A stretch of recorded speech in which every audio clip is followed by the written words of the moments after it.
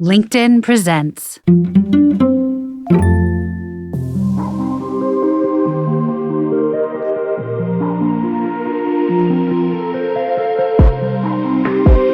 This is the Forbes Books Podcast, conversations with individuals who are impacting the world of business and beyond. And today, we're going to get into the impact of diversity, equity, and inclusion in our society and workplaces. Hola, I'm Joe Pardavila, and Michelle MiJu Kim has dedicated her life and work to advancing social justice and creating positive change in the world. She's not only a best-selling author, but also a successful entrepreneur, a passionate activist, and a powerful voice for marginalized communities. We're going to talk about her award-winning book, The Wake Up, and her work as co-founder and CEO of Awaken, where she has consulted hundreds of organizations and leaders on their equity journey. Michelle, how are you? Welcome to the podcast. I'm doing well. Thanks for having me. Oh, you're very welcome. So I want to start with the current state of where we are. And I did a lot of improv in New York. And one of the things my teachers always told me was show, don't tell. Like if you're doing an improv scene, don't tell someone what's happening, show them what's happening. And I feel like a lot of corporations have fallen into this tell, don't show mode when it comes to D&I. They put out press releases, they hang up banners, and they put up stuff on their website that, Black Lives Matter. But are they actually showing what they're doing as opposed to telling us what they're doing? And I know this is sort of like your everyday, day-to-day job in terms of consulting companies and teams. But how are these folks doing it now? Are they more than just telling us? Are they showing us the impact of D&I on their teams? Yeah, I love that distinction between telling and showing. And the third category that I would impose there is, are they feeling it? Are people in these organizations that are looking at the publicly written statements and the commitments and the banners that you're talking about, are the marginalized people inside these organizations actually feeling the impact of the changes and the promises that are being made to advance diversity, equity, and inclusion? I would say categorically, no. And I would say that there are many organizations and leaders and teams that are trying and that have good intentions to try to create a better environment for marginalized people. But as a whole, I don't think any single organization is getting it right. I think there's a lot of air of cynicism and exhaustion that are being felt on the part of marginalized folks, as well as people who are trying to do the right thing, but aren't able to move the needle because of the lack of alignment across the organization. Got it. And I know I started things off with a big question about the showing and telling, but when you see someone, because I wonder what your DEI radar is when you see a company or walk into an office, and is it palpable when you feel like this company is feeling that they're all on the same page? I mean, how can you tell that a company is not just grandstanding, that they're actually doing things? Yeah, I mean, there are multiple different ways that I can tell, and some are more process driven than others, right? So there is a way that you can do, a real sort of analysis and assessment of where the organization is by looking at the quantitative and qualitative data, whether that is through employee interviews and actually hearing the stories of underrepresented and historically oppressed people inside the company, or looking at the policies and seeing how many of their processes, protocols, and policies are actually equitable and not driven by biases. And you can also look at the kinds of questions that you're being asked and the kinds of services people are wanting. And you can tell the company's level of maturity and commitment just by the kinds of questions people are asking in terms of how they advance to creating more equity and diversity in their company. Interesting. And I'd love to talk about your journey to getting here, because I always feel like it's I think we all have our own origin story. I mean, we love, most of us, a lot of us like comic book movies, and our favorite one is always like how that individual was given these superpowers, earned it accidental or whatever. But how did you and when did you realize that you had this superpower, that this was going to be your life's mission, that you had what it took, whether it was your education, your upbringing, just your DNA? How did you know and recognize that this was going to be your life's mission for the rest of it?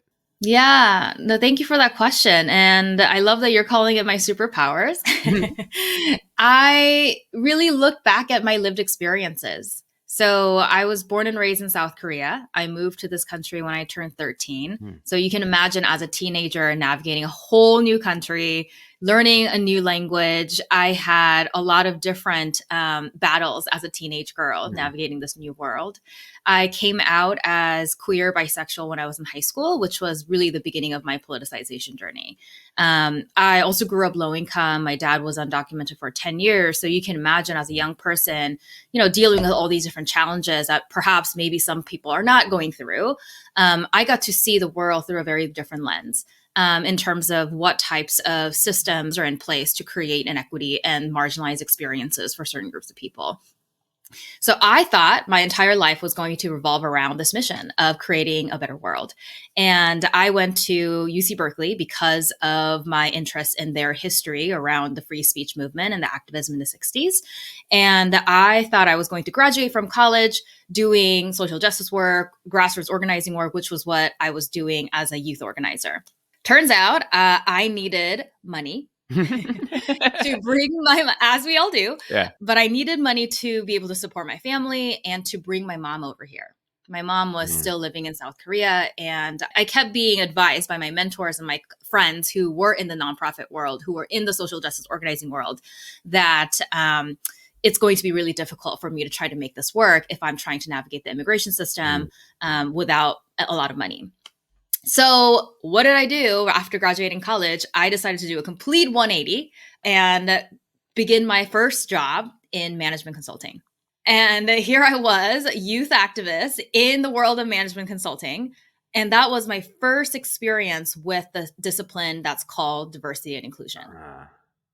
And here I was feeling massive cognitive dissonance around how people were talking about diversity and inclusion. And I felt that that discipline as a whole was incredibly whitewashed, incredibly surface level, and often white led as well. And I then switched industries thinking it was going to be better into tech.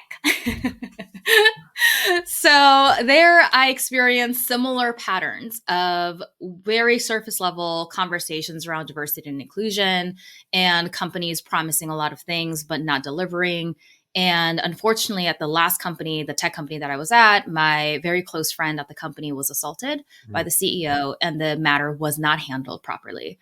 So I ended up quitting in solidarity, and she and I ended up starting a company together called Awaken, where my goal was to re-infuse diversity and inclusion field with the principles of social justice that I think is so important in grounding where we go.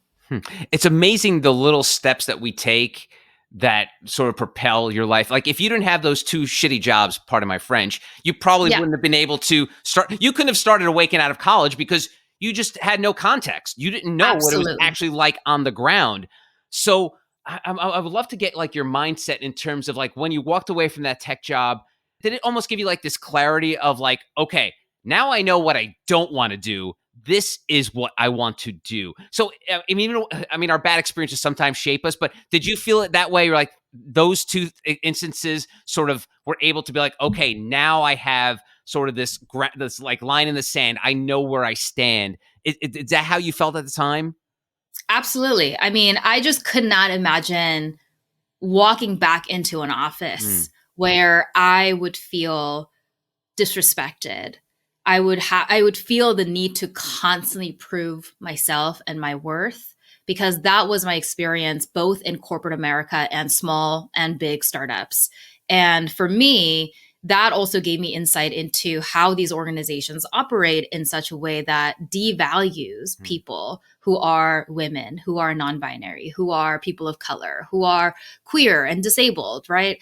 These systems are built in such intricate ways, and the cultures reinforce those systems in such intricate ways every single day, that's the information that I really needed to be able to do this work with both compassion, humility, as well as clarity around what needs to get done to create much more equitable, inclusive, and diverse organizations. And all of those learnings and lessons that I've had combined with my lived experiences is what I wrote about in the book, The Wake Up. Yeah, and that led you into The Wake Up. And I'm curious, when it came to laying out your sort of like what you would experience and what you wanted the future to look like. A lot of people always, when it comes to writing a book, I always joke that, 9 out of 10 people have their bucket list. I want to write a book one day. I was never that person. And then I ended up writing a book. But were you that bucket list person? Like, one day I'm going to write a book, and then all of a sudden you're like, you didn't know what it was going to be about, but your experiences and starting Awaken showed you the way into writing a book. Talked about the process of like starting Awaken and then getting your mission out there in a book. Yeah. So I did have a book as my bucket list, but I thought it was going to happen when I'm much older and when I had much more wisdom to share. I never thought that I would be writing a book this soon. But for me, what it was the urgency of what I had learned and the stories that I was holding that I wanted to get out into the world at a time when so many people were rallying to create change. I felt there was a lot of misaligned steps that people were taking. And based on what I've experienced, what I've lived, I wanted to put all of my lessons and stories into a book format so that it's more scalable, it's more approachable and accessible to people. So, the book came out in the fall of 2021, and I was writing all throughout, the late 2020 to early 2021, where there was a lot happening in the world. Right. It was the aftermath of George Floyd's murder. It was right in the midst of the escalating anti-Asian violence that was happening in the world. Right when I was writing and trying to finish my manuscript, the Atlanta spa shooting happened that killed several Asian women.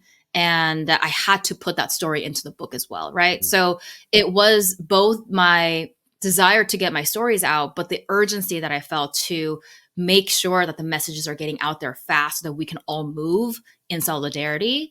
That's really what propelled me to write this book. And one of the things you talk about in the book is grounding, and it sort of ties in perfectly to the beginning of the conversation. It's about good intentions and going beyond That's right. good intentions. So can you talk to me about that part of the book and grounding and why committing to social justice? And also you talk about uncovering hidden stories. Can you go into that for me? Yeah, of course. So for me, grounding is all about us understanding our intentions and our why.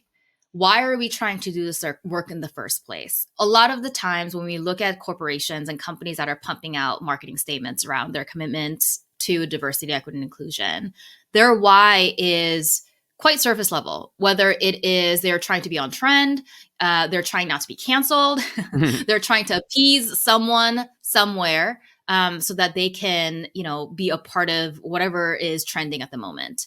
But when we peel back the layers, I think it's really important for the leaders themselves to understand their why so that they can continue the work that they say they care about, right? A lot of the times companies use the why that's rooted in the business case. I'm sure you've heard this many times, probably on this podcast even, around why diversity is important for the business's bottom line, right? We all know that research has shown that a more diverse team results in more profit, more innovation, yada, yada, yada.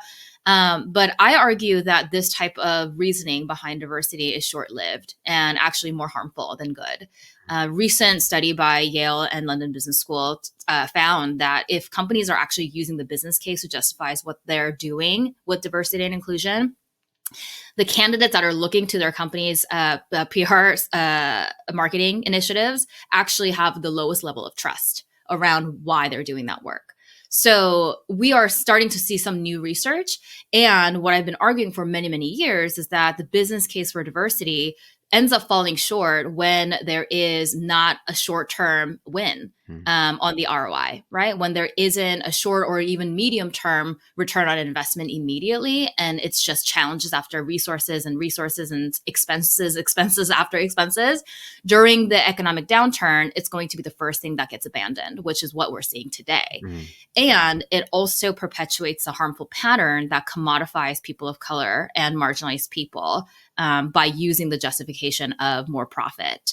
So for investment in diversity. So that's the first why that I dispel.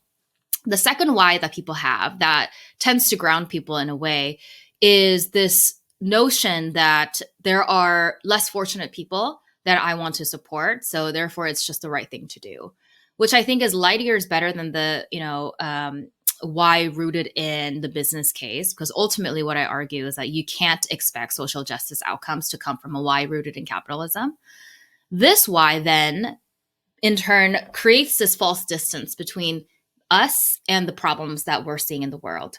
It removes us from our responsibility and complicity in the systems that we are denouncing. So when we look at these problems as other people's problems that we are, out of the goodness of our hearts, are showing up to support, then it places us as saviors and martyrs rather than as co-strugglers in the systems that we're trying to dismantle.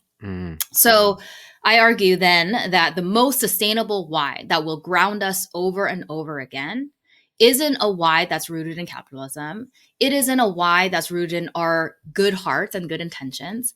It's actually a why that places us squarely in the systems of oppression that we're denouncing. So for example, I want men to want to fight against sexism and misogyny, not only because they care about the women in their lives, but because men understand that it's the same force that's caging them into restrictive gender roles where they can't be vulnerable in public or they can't stay at home with their children without penalty. I want white people to want to dismantle racism, not only because they care about their people of color friends and colleagues, but because white people also understand that white supremacy is robbing them of their humanity too.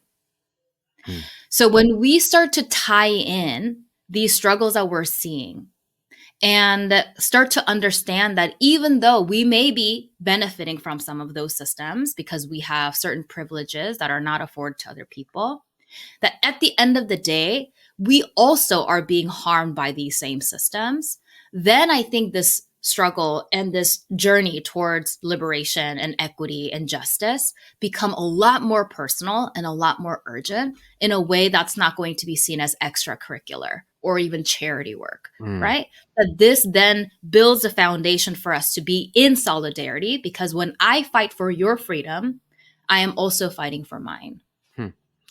One of the things I feel that it's, capitalism, it's been pretty good for this country, but it's been bad for a lot of people. But one of the things capitalism does to a lot of us is it turns us all into project managers. No matter what kind of job we're involved with, everything's a project that is on a list that we need to check off. And I feel like that's sort of what's happened in the space that you work in, and what we're talking about is, at the end of the day, they look at their checklist. I'm like, oh, did I hire a DE&I officer? Check. Are we having like a pride event? Are we embracing Black History Month? Check. And then it's over. And that's the one thing that, we started this conversation talking about it, but this mindset that we're all project managers is gross. And I feel like I always try to, even in my own office, I fight it. I'm like, at the end of the day, I'm not checking a box. I'm trying to do the best work possible. How can we shake that mindset? Because I feel like we talked about the good intentions. The good intentions are there to make the list and check the box, but then we're not doing anything with it. What can we do to shake that? I think what you're talking about is both the culture of capitalism and white supremacy. And what we've been taught in this world is to be a productive citizen, you do need to do the box checking, right? You need to be producing, you need to be outlining exactly what you're going to do and check them off so then you can feel at the end of the day about being a productive person. The interplay between white supremacy culture and capitalism, it's so apparent when we start to do this work that when you don't subscribe to this idea of perfection or the binary way of thinking, you either do this or that, then we become failures. So I think what we need to start to do is be willing to be a lot more messy in this work and to know that there is no such thing as a perfect checklist that you can complete to be able to be a perfect anti-racist person, right? That there's going to be moments when we make mistakes. There's going to be moments when we feel like all of our good work is for nothing, that we're not seeing enough progress fast enough. But that doesn't mean that we pop out of the work, right? We've been taught to think in these binary ways where you're either a good person or you're a bad person. You're either a racist or you're not. Either you're a sexist or you're not. And we are terrified of being categorized as one of the bad people because we know what happens to those people. Because we know as a society, what we've learned to do is we put people who we deem as quote unquote criminals away. We disappear them, we cage them, and we disconnect them completely from society. All we know in terms of the definition of accountability, all we know is accountability equals punishment. So in order for us to rewire our brains to stop hyper intellectualizing this work, to really ground ourselves in the humanity of this work, there's so much unlearning we have to do in terms of thinking beyond the binaries, that we are not a one-dimensionally a good person or a bad person, or even one-dimensionally racist or not. Because even though I've been doing anti-racist work, believing in racial justice work for my, most of my life, I can still engage in behaviors that are at times racist. And I need to understand that fallibility to be able to be open for feedback, to be able to know that even with all of my best intentions, I can still cause harm, but that I also have the capacity to repair that harm and to transform myself. So in order to get away from this checklist work, because I think there is security in having a checklist to go through, because that means you won't mess up. Right? That means you're still a good person at the end of the day, that you can pull out this ally card and say, hey, I've done this work. Look at me in the checklist. But that without the checklist, what's going to be your guiding compass? How do we practice and build that muscle where we live in alignment with our values, not because somebody's telling us to do it, not because we're afraid of getting canceled, but because we want to live as people that we want to be? How do we build that muscle? Right? So that we are no longer relying on a checklist of a list of things to say versus not say, depending on what the cultural faux pas of the moment is, but that we are willing to change and evolve and transform with the times, with the people that we're looking to be in solidarity with. I love that. And you talk about messy, and I think I've seen you give talks about how this work is messy and you're going to make mistakes. Let's talk about the people that are afraid to make those mistakes, because like we've been talking about, this is not something you could check the box and move on. You're going to have to get your hands dirty and make mistakes. There is this fear amongst people that doing something in this space and they mess it up for any reason, they're done for as well. Talking about what you were just breaking down for us. How can we get people to not be afraid to make mistakes? Because I always say that I always feel like I can ask anybody any question, because I present myself as all my questions have good intentions. Like at the end of the day, I want to be a good person and I want to ask questions that I'm curious about. But I think a lot of people are afraid to be curious and ask questions. What do you say to that leader, whether it's in the book or in the work you do every day, about afraid to make mistakes when it comes to becoming the better human we want to be? Yeah. One of my favorite writers and activists is Mia Mingus, who's a Korean disability justice activist, who asks this question that I think is so compelling. She asks, what if accountability wasn't scary? What if when we are called in for something that we said that causes harm, that becomes information for us to be able to grow and to be able to transform? And we talk about feedback in this way in the workplace, right? People are always talking about how we have to practice giving critical feedback and also receiving critical feedback. Feedback is a gift, yada, yada, yada.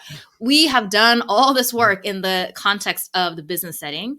But when it comes to social justice work or DEI work, because we have tied so much of this work to our identity, right? As a good person, as a not racist, as a not sexist, I think this concept of doing something wrong has become a threat to our identity. So I want us to detach, and I want us to live in the messy middle, right? Again, so what does it feel like for us to abandon this notion of us being a categorically good or not racist person, and to accept the possibility that sometimes good people can cause harm, and sometimes as human beings with multidimensional layers and multitudes, that we are going to engage in behaviors that may cause unintended consequences and impacts. And when those things happen, how we react to those situations is also ultimately going to determine whether or not we are living by our values of wanting to be a good person, wanting to be a not racist. So I think this takes a lot of practice. I think this takes a lot of self-work in tuning inward to understand, what am I really ashamed of? What am I really afraid of? And for us to be able to exercise this muscle and practice, we also need to build the conditions where there is trust. Sometimes leaders jump into this work without having built any trust-based relationships with people who are different than them. And, when we think about even giving feedback to one another, the condition that allows us to be honest with one another is trust. It's to trust that, Joe, you're going to hold feedback that I give you with grace and openness. Because if I think that you're going to react defensively and start mansplaining things to me, I'm probably not going to give you the most honest feedback. Why bother? Why would I waste my energy? But if we have the trust that when I give you feedback, that you can also trust that I am coming from a good place, I am not trying to, shame you and wag my fingers, then that's going to also allow you to open yourself up to be able to have that honest conversation, right? That I am invested in this relationship and I want us to be honest about the impact of your questions or your statements or what have you. So I think it's multiple layers that we ourselves need to do the work of becoming more sturdy as people trying to create change in this world so that we can invite feedback and be able to hold those feedback with grace and resilience. And we also need to constantly work on building trust-based relationships so that the feedback can actually occur. Yeah. And something else to talk about, and it ties into this, is healing. A lot of people have been through, I'm going to use the S word, been through a lot of shit. And sometimes it's hard. That feedback cycle that we talked about it can be hard because you have these past lived in experiences of, man, this person who's different from me is going to treat me like this because I'm used to that. How can people on that side, whether it's the marginalized community, how does healing work in terms of making them easier for them to receive feedback and give feedback in the same way that it's their past experiences are not sort of muddying the waters or darkening the pool, whatever metaphor you want to use in terms of being able to make that feedback loop work? Yeah, that's a really complicated question because I think healing is complicated. Because I don't know if when we heal, that our past experiences just all go away, right? I think we're always going to remember those scars and we carry them with us. For me, I think that the conversation around healing has to change from it being an individual activity to it being about creating the conditions that allows people to heal. I say this because sometimes we as a society mandate that we as individuals do the work of healing and that is our sole responsibility, right? That our healing we are responsible for, which I completely agree with, that my healing is my responsibility and is my priority. And in order for me to do that, we also need to create a condition that allows for me to heal. It's really difficult for people to heal when the same groups of people are being traumatized over and over and over again, whether it's through violence that's happening physically in this world or through the interpersonal violence that we see over and over again inside and outside of the workplace. So I think for people who are truly grounded and wanting to do this work in solidarity, we need to understand that this work ultimately is about all of our collective healing. That it's not just about hiring, underrepresented people into these roles so that your careers page looks good, right? We have hyper intellectualized this work to sometimes even forget what this work is really about. This work is about our collective healing. It's about acknowledging that certain groups of people in this world have been traumatized over and over again, have experienced exploitation and oppression in such ways that have barred them access to certain resources or roles or kinds of lives, that this is presenting a threat to people's safety and their ability to feel joy and freedom every single day, right? That is what we're fighting against. And in order for us to actually heal, we need to change the conditions that we're living in.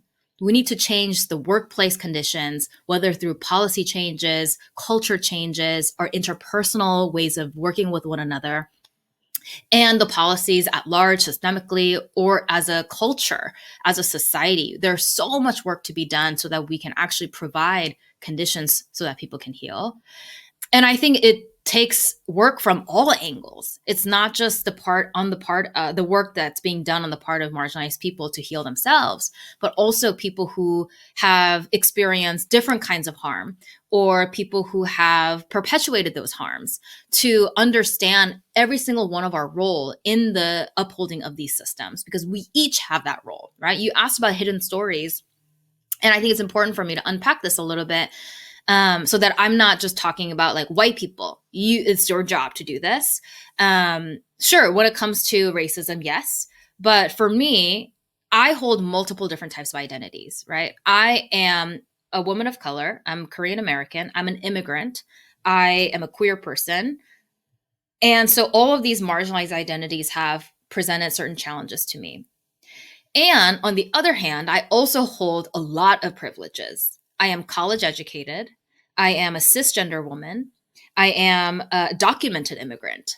So when I think back to my stories, when people ask me, like you did, tell me about your story, the stories that I tell about myself is the stories of me overcoming certain challenges that were presented by my identities that were marginalized. But there are stories that I don't remember because I didn't actually live them. But those are part of my story too. For example, I can remember being called a dyke on the street. I remember people staring at me when I'm holding another woman's hand on a date. But what I don't ever remember is worrying about driving to the date and fearing I may not make it if I ever got pulled over by a cop. Because as a light-skinned Korean woman, I'm not registered as a threat, usually, by law enforcement. What I remember is growing up low income and not having health insurance, and fearing that I'm never going to, if I get sick, that something bad's going to happen or we're going to go bankrupt. What I don't ever have to remember is being misgendered by healthcare professionals or being denied access to gender affirming care. All of these are part of my stories too. I just don't remember them because I've not lived them. And I've had very different challenges compared to people who may be disabled, who may be undocumented, who may be Black and darker skinned. So how can we reconcile the fact that we have all of these multiple stories that are living within us, that we are marginalized and privileged all at the same time, all the time? So when it comes to me showing up for me and my healing, that's going to look very different from someone who have different stories. But it's still my job to be able to fight for a condition where trans people can heal, where disabled people can heal, where undocumented people can heal. That's on me to be able to hold more of that burden because I have privileges in those areas. And what I'm looking to people who are, cisgender, heterosexual, white men, it's their job to help me have conditions where I can heal, to hold more of that burden in those areas, because there's going to be more energy around it, right? You are going to have more privileges and access and power in being able to create those changes while listening to the needs of the communities that you're trying to be in solidarity with. So I think we have to be really critical about how we balance these burdens of emotional labor and or literal labor in creating change in this world, and understand what our hidden stories look like so that we can be more strategic about using our privileges for good. I think a lot of it, and I always try to keep things super simple because I'm not that smart a person, Michelle. And I think Don't stop it. No, it's true. It's true. But I feel like self-awareness is one of the things that we're all lacking in society. And you just talked about 100%. Sometimes you weren't even self-aware that, if I get pulled over, I don't have to worry about something happening, a confrontation with police. Like, that self-awareness that you're able to recognize is important. And it's something that we don't do enough of. Like, we just don't, as society, whether you are white and privileged or whether you're marginalized and don't have the opportunities of other people, sometimes we all need to work on being self-aware, because we all have different experiences, different life things that have led to us.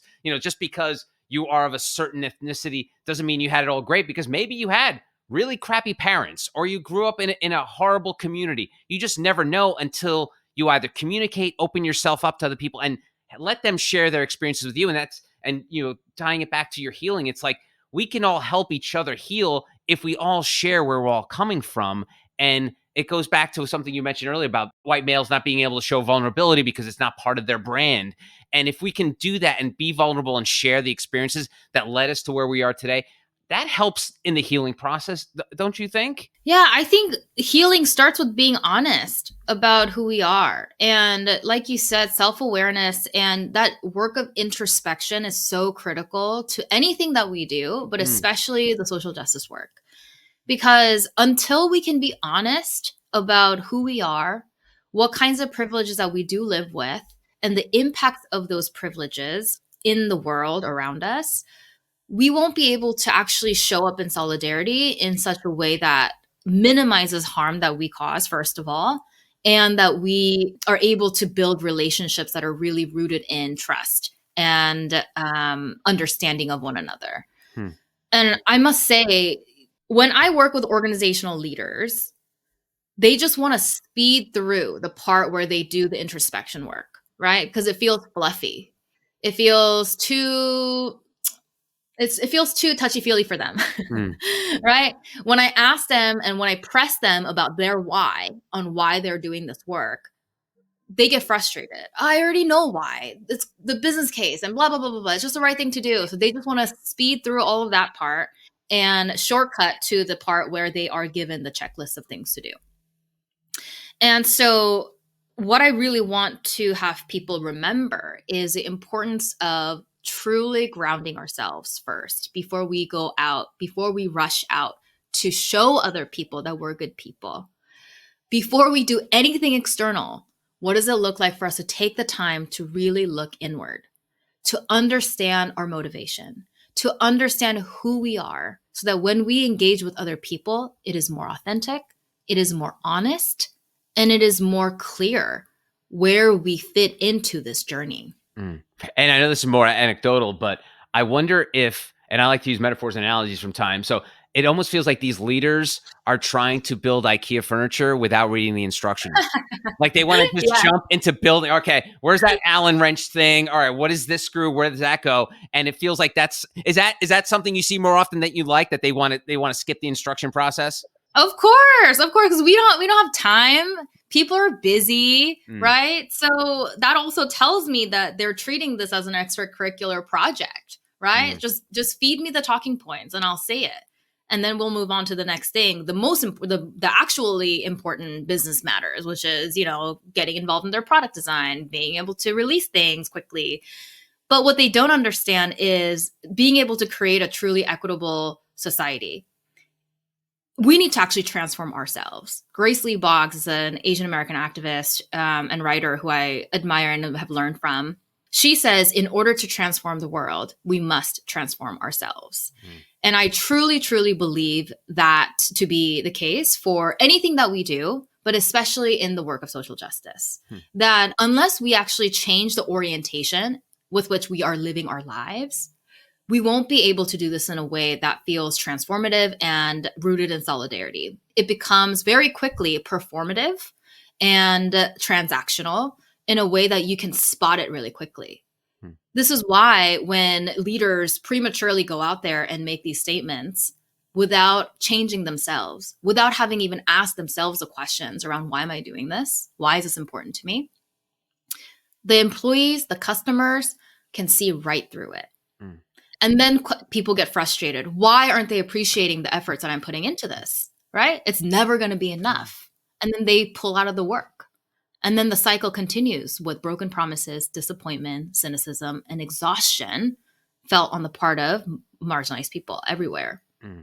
So I do think that in order for us to create change, leaders have to be more honest about what it is that they are trying to achieve, why they're doing this. And one question that I ask every single leadership team that I work with, that's probably the most difficult to answer, is what are you willing to trade off to stay in alignment with your values? This conversation around trade-offs, I've dedicated an entire chapter to it because it is probably one of the most difficult things as individuals as well as organizational leaders have to reckon with. What are we actually willing to trade off to stay in alignment with our values? And I get really concrete. I push the leaders to get aligned on this because when I ask this question, they're all over the map. Some people have no idea, right? Because this is not a conversation people are having. They want to get to the promised land of diversity, creating innovation and profitability. But to get there, there's going to be challenges along the way and definitely trade-offs that need to be made, because we are living in a default system where that is not the case. We're prioritizing people who are marginalized, prioritizing systems that are equitable. That is not the default way of being. So in order to create that change, we're going to have to give up something, whether it is time, which is incredibly valuable. Are we going to actually take the time that we need to build a pipeline that is just and equitable and inclusive and diverse?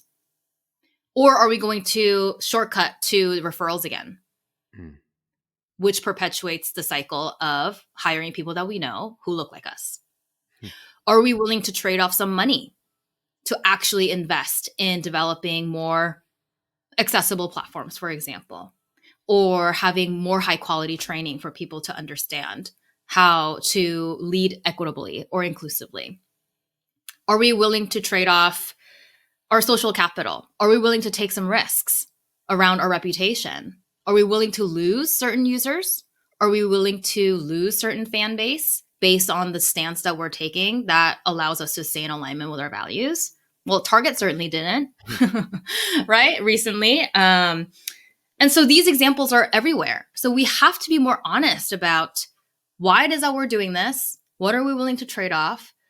Not so that we can be perfect, because I don't think that is a realistic goal, but at least we can send the right signals to those who are looking to us, so that we know that when we are looking at certain leaders or certain organizations and we're making choices, right, as employees or as consumers, that we know what they are actually willing to promise and what is truthful. So we're not getting our hopes up and expending all of our energy trying to rally around an initiative that's going to be short-lived anyway, which then does a lot of damage to people's willingness to trust the work, as well as the trust in the leadership.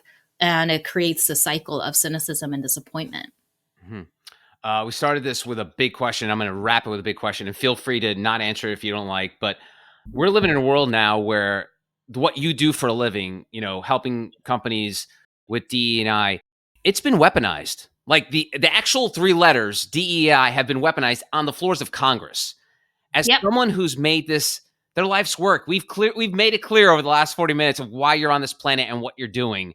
How does it make you feel when they speak of these important topics as if they're anathema to what the American way of life is? I mean, I'm just curious, because to me, it's gross. But I'm just curious what it feels like for someone like you who's living this every day, trying to help companies grow and become better. How do you feel when you hear about these situations? It's enraging, it's frustrating, and it's also exhausting. And, sometimes I feel like the resistance comes when there is enough fear on the part of those who do not want to change. That may be a signal that we are doing something to make people fearful. That there are people who are so fearful of losing their power that they are reacting in such a way that will suppress the resistance movements and the voices of marginalized people. So in that regard, that gives me hope that we are going to continue this fight. And I also always want to remind people that there are more of us on this side that want to see change happen, that believe that a better world is possible, as corny as it sounds, that there are more of us that can actually win this. And it's a matter of all of us being sturdy enough to understand what our goals are, because even without fighting the far right people who are in the mindset of marginalized people need to not exist in this world, because that's literally the belief that people are operating within, right? That trans people shouldn't exist, gay people shouldn't exist, people of color need to not be in this country, that they need to not enter this country or take root in this country, right? These are the fundamental beliefs of people who are operating inside those seats of power who are trying to ban DEI education, who are trying to ban African American history, trying to ban AAPI history, that we have to remember that the core of our movement is about human lives. It is about the belief that we all exist in this world with innate worthiness to be able to feel respect, safety, joy, and freedom simply because we are human beings that exist today. That we do not have to earn our worthiness. We don't have to prove our worthiness. That is my fundamental core belief that is driving me to do this work. So when I see people who are saying the opposite, who are building systems that tell us otherwise, that just reminds me why I'm doing this work. And so I really want people to not lose hope in this moment, to not be giving into the narrative of, nothing will ever be better, because there are people who are fighting on the ground every single day to make this world the world that we all deserve. And, when I was really depressed and exhausted, I got really amazing advice from Panda Express. I got a fortune cookie that I opened up, and the fortune said, "Don't give in to cynicism." And that is probably the single most powerful advice that I could have gotten at the time when the world was starting to feel really unbearable. And as corny as it sounds, believing that a better world is possible is what seeds change every single time. And so I want people to not give up.